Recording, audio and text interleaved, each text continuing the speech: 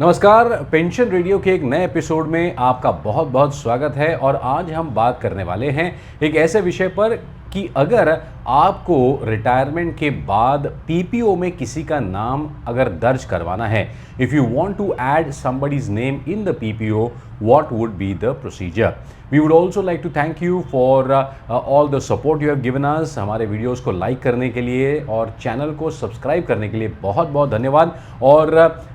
Comments में बहुत सारे अलग अलग इनपुट्स और सवाल भी पूछने के लिए बहुत बहुत धन्यवाद। We will be making some very interesting episodes on those questions sent by you. तो आज के इस एपिसोड में हम बात करेंगे many times it happens that retirement के बाद आपके शायद पार्टनर क्या स्पाउस का डेथ हो जाता है और आप रीमैरी कर लेते हो और आपको किसी का नाम अब पीपीओ में ऐड करना है।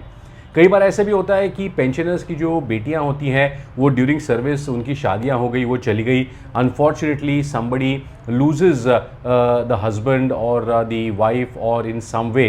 the daughter is widowed or the daughter remains unmarried and her name is not included in the PPO, या फिर डिवोर्स के बाद आपकी डॉटर वापस आ जाती है and she qualifies for being a dependent family pensioner, या फिर आपका कोई लड़का है या फिर लड़की है, डिपेंडेंसी आ जाती है बहुत सालों के बाद और तब आपको ऐसा लगता है कि इनका भी नाम अब पीपीओ में ऐड होना चाहिए। We have got a lot of questions regarding this, जहाँ पर अलग अलग केसेस में किसी का नाम बाद में पीपीओ में ऐड करने के लिए क्या प्रोसेस है, इसके बारे में पूछा गया है और आज हम इसके बारे में बात करेंगे। तो सबसे पहले आपको बता दें कि if you want to get the name added, there is a joint procedure order which has come up for the inclusion of name in the PPO for unmarried daughters और विडोड और डिवोर्सी डॉटर्स और mentally challenged daughter और son. इनका अगर नाम आपको add करना है पीपीओ में तो रेलवे बोर्ड की तरफ से एक लेटर जारी हुआ है जिसमें प्रोसेस दिया गया है जो हम आपको समझाएंगे। सबसे पहले आपको ये समझना है कि if you have to get another name added in the PPO, आपको एक एफिडेविट देना पड़ेगा और उस एफिडेविट में काफ़ी सारी डिटेल्स देने पड़ेंगे। आइए जानते हैं क्या है वो details. So the following points are required to be declared by the claimant, यानी कि अगर आप ये एप्लीकेशन कर रहे हैं, अगर आप ये एफिडेविट बना रहे हैं जिसको हम प्रतिज्ञा पत्र भी कहते हैं, ये आपको अगर बनाना है तो क्या क्या इसमें डालना पड़ेगा, आइए जानते हैं। सबसे पहले complete details of the employee, जहाँ पर आपका डेजिग्नेशन, आपके काम करने का डिपार्टमेंट, आपका इनफैक्ट अगर कोई डेट ऑफ एक्सपायरी है या फिर डेट ऑफ आपका रिटायरमेंट है, ये आपको देना पड़ेगा।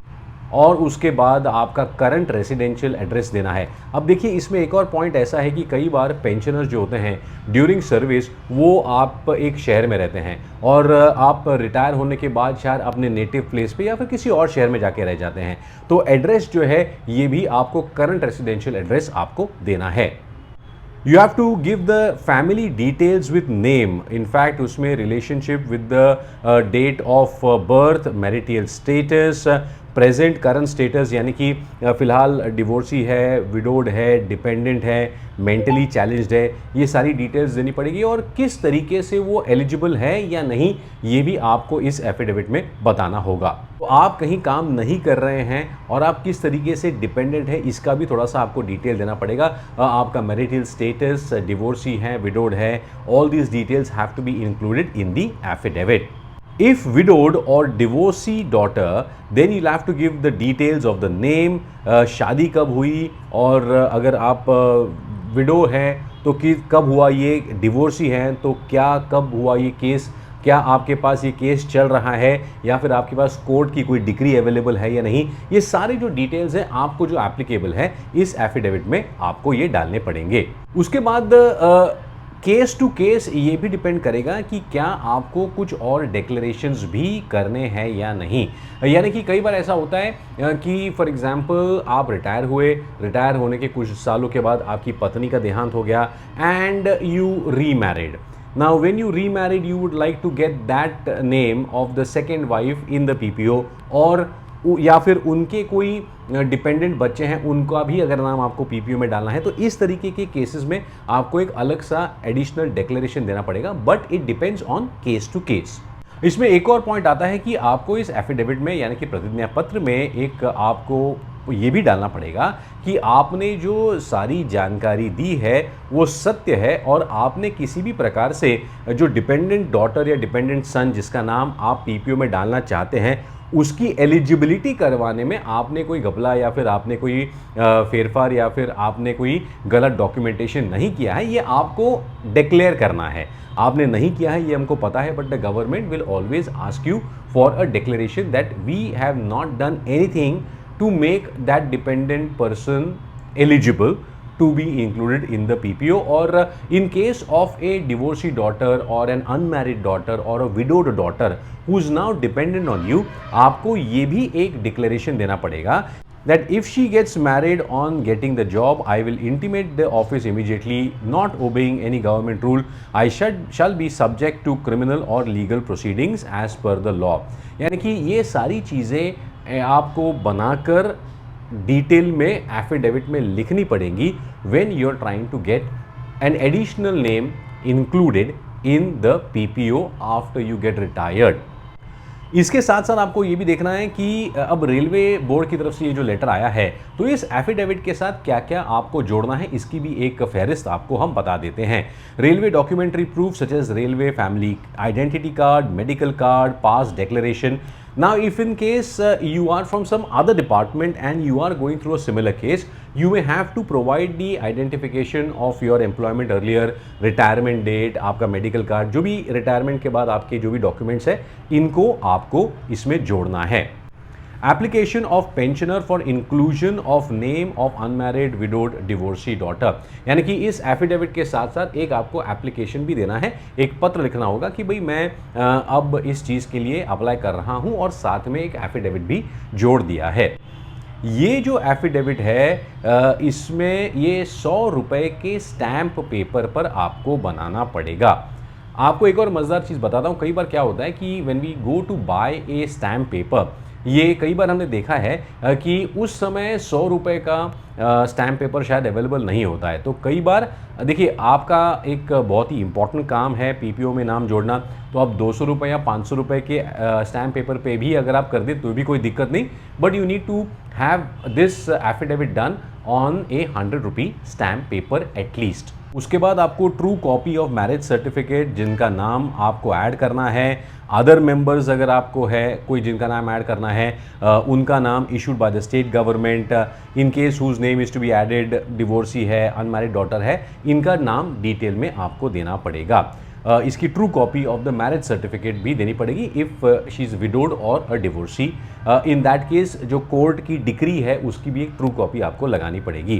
इन case of any other details, अगर ये भी हो सकता है कि डेथ सर्टिफिकेट की ट्रू कॉपी का मतलब ये है कि अगर पेंशनर की डेथ हो गई है और फैमिली पेंशनर जो है वो किसी का नाम एज ए डिपेंडेंट अब पीपीओ में ऐड करना चाहते हैं, क्योंकि कई बार होता है कि सबके केसेस अलग अलग होते हैं, सिचुएशंस अलग अलग होती हैं, so you may have to also give a true copy of the death certificate if it is applicable. True copy of the date of birth, initial as well as revised PPO, true copy of your ration card. इसमें आपको एक और true copy जोड़नी पड़ेगी या फिर एक copy जोड़नी पड़ेगी। क्या होता है कि if you are unemployed you get a certificate from the government, if you are unemployed or divorcee or widowed and you want to get that certified, you can get it from the local corporator, MP, MLA, tehsildar, district magistrate of your residential area, ताकि एक ऐसा कागज़ हो जिससे ये prove हो जाए कि आप एलिजिबल हैं इस पर्टिकुलर पीपीओ में अपना नाम ऐड करने के लिए। True copy of the school leaving certificate of the person जिसका नाम ऐड करना है, marriage certificate, widow certificate, divorcee deed जो मैंने आपको पहले बताया जिनका नाम इसमें ऐड करना है। केस टू केस के हिसाब से कुछ और डॉक्यूमेंट्स भी शायद लग सकते हैं। और अगर इसमें एक और कॉम्प्लिकेशन ऐसा होता है कि अगर जिनका नाम ऐड करना है उनका डिवोर्स हो चुका है लेकिन उन्होंने अपना शादी के बाद वाला नाम नहीं बदला है।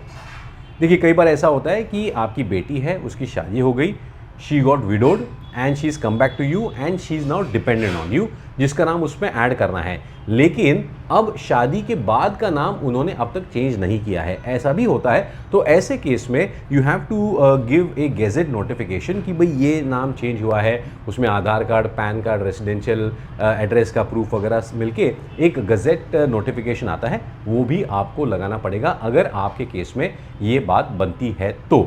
End of course pan card, Aadhaar card of the employee and जिनका नाम इस पीपीओ में ऐड करना है उनका भी पैन कार्ड और आधार कार्ड आपको ऐड करना पड़ेगा।